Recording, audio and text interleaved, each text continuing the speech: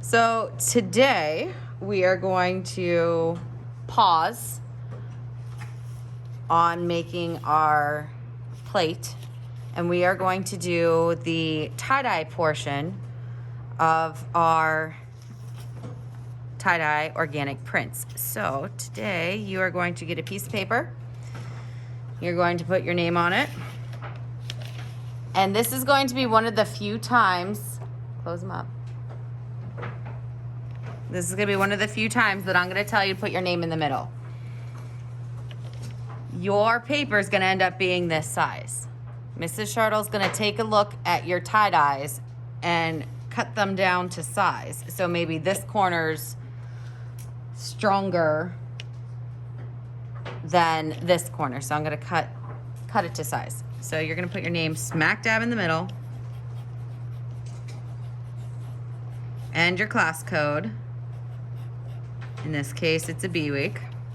I'm gonna flip it over. Oh, okay. So you are going to definitely want scratch paper or a messy mat underneath your work. We're going to use the Sketchos that are on your table, and I do have the sleeves of pastels available to you as well. When you are going to do tie-dye, it is really important to pay attention to the color wheel, because the colors transition, oh my goodness, from one color to another. So they either have to be next to each other or just one in between, I should say. So, for example, if I started with my yellow and you look at the color wheel, the next colors that I could go to are a green. I could go to an orange. I could even skip over these guys and go to a blue, because when I blend them, they would make green. Or I could go to a pink or a red. Pink and red kind of are similar in their color properties, because we know that pink is just a tint of red. It is red with white in it.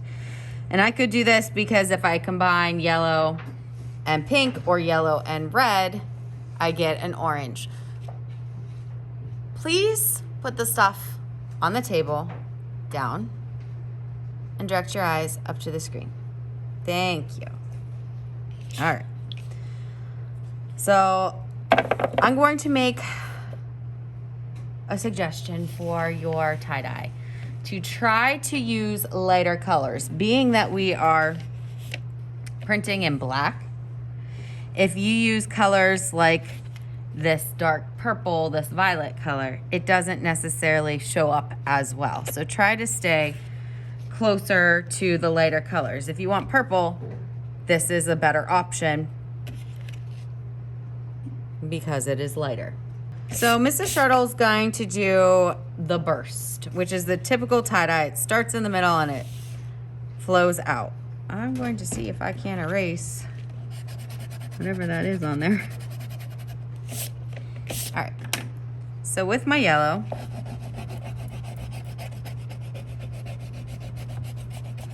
I'm gonna do a circle.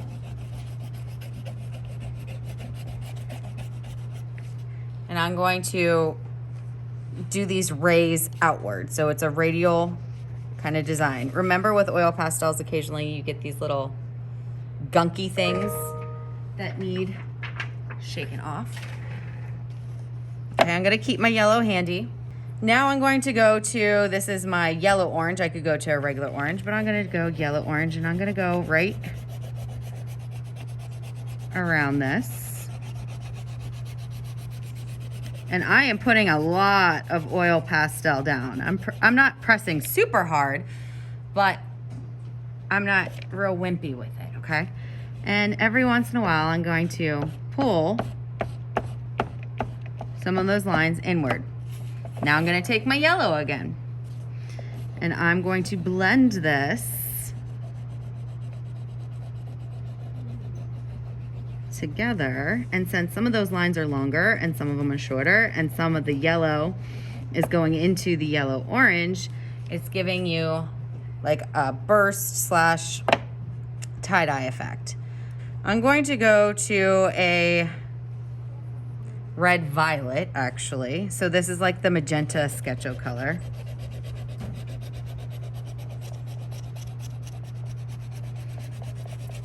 And since I did the burst right in the middle, I am at some point going to run off my paper.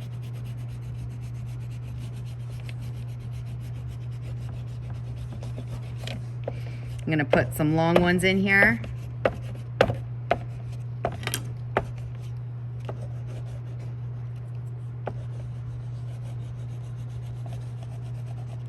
I'm gonna go back to my yellow orange here and blend.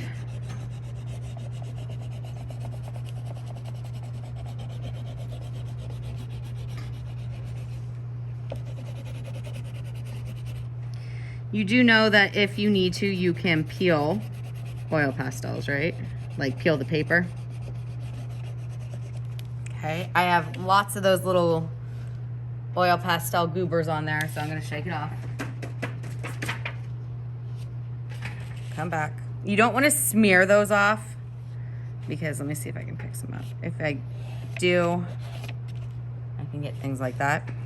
All right, so I have my pink purple.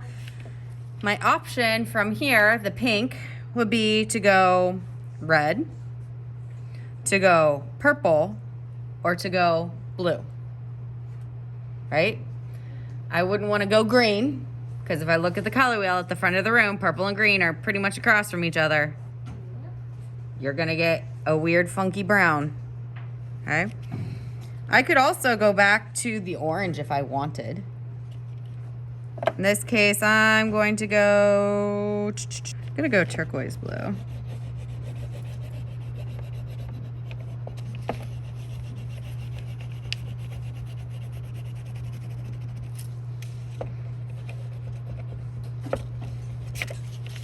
So I'm putting just a little bit on the sides because it would have run off the paper. It did run off the paper.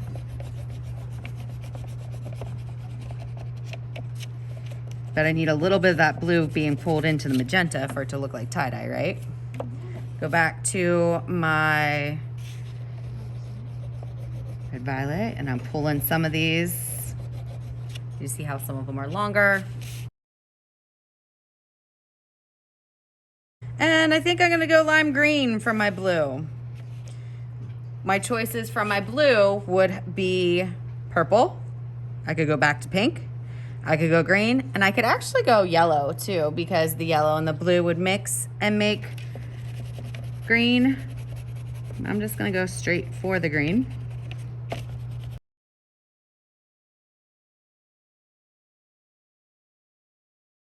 Okay, so I'm gonna take my blue again, smear it around into the green. At this point, since I am about finished, I want to do a couple things. I want to, one,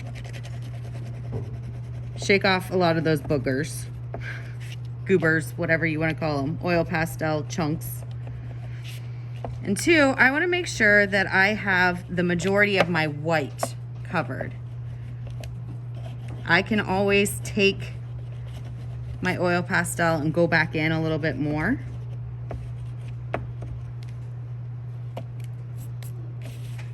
Shake this off.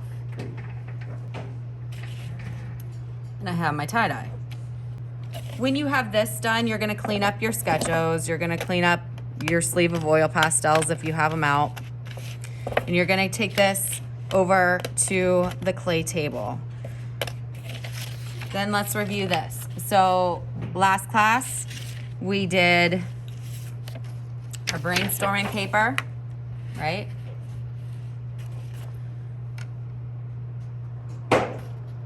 We picked a design